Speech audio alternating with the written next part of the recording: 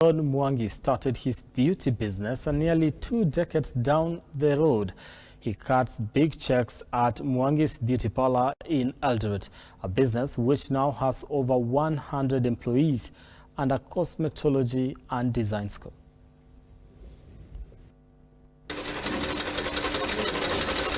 A burst of activity this morning at the Mwangi's Beauty Parlour in Eldoret town. Women and men alike prioritizing self-care.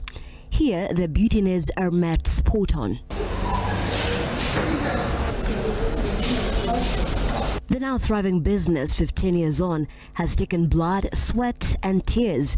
The genesis of it all, a young and privileged John Mwangi who was on a mission to leave a footprint in the beauty industry. Nilianza hii biashara yangu nikiwa na shilingi 70 peke yake, na when I started with 70 shillings niliweza tu kwa polish tatu ilikuwa inaitwa Alka, ilikuwa inauzwa 20 shillings each. So that is why I started my business, na nikaanza kutembea from stage to stage ya magari, nikiambia watu nawapaka kwa pale stage ya magari, and luckily watu walianza ku accept, although ilikuwa na a lot of resistance at the beginning. Like many businesses, it took a lot of humility and patience for Mwangi to stay afloat and gradually grow trust with his clients. Nilinunua paper bag, kulikuwa na paper bag ilikuwa inauzwa July, ilikuwa inauzwa, it used to be so, ilikuwa inauzwa 10 shillings, I think 5 shillings, ilikuwa green. That's why I used to weka vitu zangu na naweka mfuko because nilikuwa nimesumbuana na kanjo sana. At a time when the beauty industry was a woman's world, Mwangi remembers with nostalgia navigating through the ridicule. I remember wakati nilikuwa nikifanya hii kazi ilikuwa ngumu sana. It was when around the CBD nikifanya biashara, watu wanakuja, men wanakuja around me, unasikia kiongea na lugha ya kinyumbani, wanaanza kusema, wanaulizana mtu wako sawa kweli, is he normal, what is he doing, na inakuwa na little rapture. Unaanza kuona kama watu wanaanza kukua, kuna hiyo resistance, wanashindwa what is this man doing to our women. It's like anafanya kazi ambayo si sawa, is he normal. That is when I was feeling like I can give up. But when I look back at where bali nimetoka, unaona hapana, I have to forge on. I don't need to listen to people, but I want to forge on. Na kusema kweli Mungu aliweza kunisaidia, na I am where I am today because of resilience, patience na perseverance. Coming from a humble background, he knew all too well that he didn't have much choice but to pursue his passion diligently. Personally, I come from a very humble background, na even education ilikuwa a very big challenge to us. Sisi tulisoma na shida mingi sana kabla mtu aweze kupata pesa ya kwenda primary school. Hata kumaliza primary school yenyewe ilikuwa a big problem. Kwenda high school pia, kumaliza the high school itself became a big problem, especially to me, and I was even not able to complete my form 4. I went up to form 3, nikasema sasa enough is enough because of school fees. I came back later after started the business myself and paid the school fees for myself. Nilikuwa naenda nafanya gumbaru, naenda kidogo narudi hivyo until I did my form 4. But it was a big problem back at home. Unalala njaa, kuna school fees, kuna uniform. You're from a family of 6. Your parents are trying, but hakuna pesa, hakuna. We were struggling. Now that struggle made me struggle in life because I felt like I don't want to fail.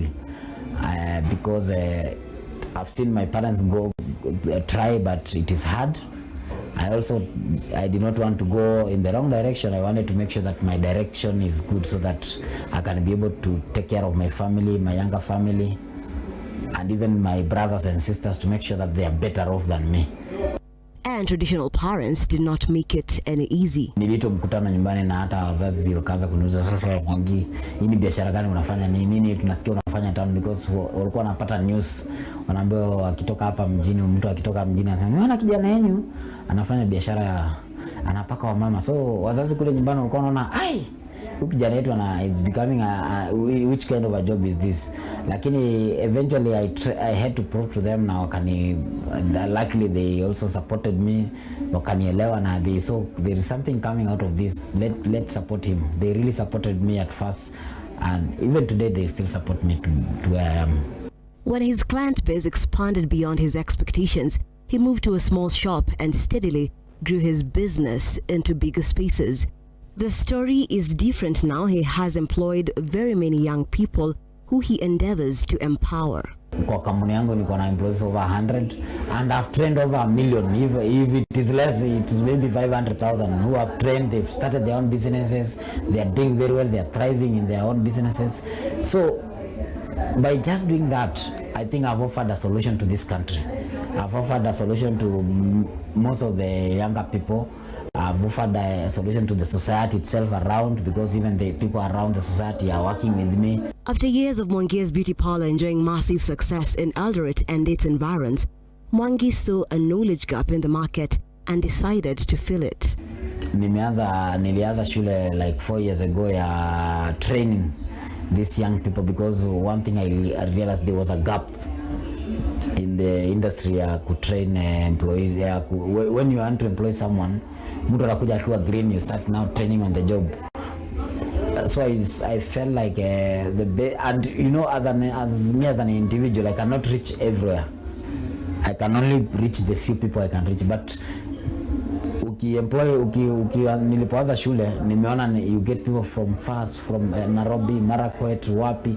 They're coming to my school, they impact them with I've impacted them with the knowledge, and then after impacting them, you make sure that they can even go to their own kule mashinani and start something. The school now branching out to offer more skills beyond beauty. Training, I train on beauty, train on hairdressing, garment making. I'm training even in fashion design, and we are looking forward to make sure that the school grows into a bigger, so that we are able to train people on these jobs that are manual jobs, and train people that we want to change the mentality of the society, that you can do anything and get something out of it. At a time when the competency-based curriculum CBC is being advanced to secondary, Mwangi loves the government for putting emphasis on skills and talents.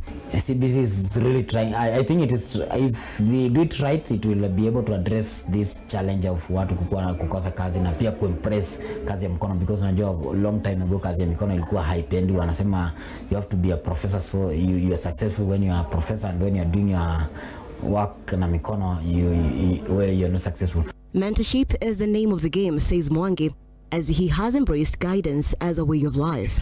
I don't just give them the education. I give them the education and mentorship, because I'm in the industry, I've been there, and I try to give them mentorship and also try to show them why they should start doing the work by themselves. They should work by using their own hands, and they can go places. After all is said and done, the veteran beautician fully agrees that the client is king. One of the things that makes me happy really, it is when I see my customer smile, and this customer smiles because the services she's received in this company, or the men who have been shaved, or whatever the services they've received at Mwangi's beauty parlor, is that one, they are happy. When they are paying, they are happy, and another thing is that what is making them happy is this person who have mentored. That makes me more happy. This person who have trained from college, nimekuja hapa nimempea kazi anafanya, and is making my customers feel satisfied, feel happy. That is my happiness. Basically, it's not even what I get out of it, but the happiness is when I see this person who have mentored is even doing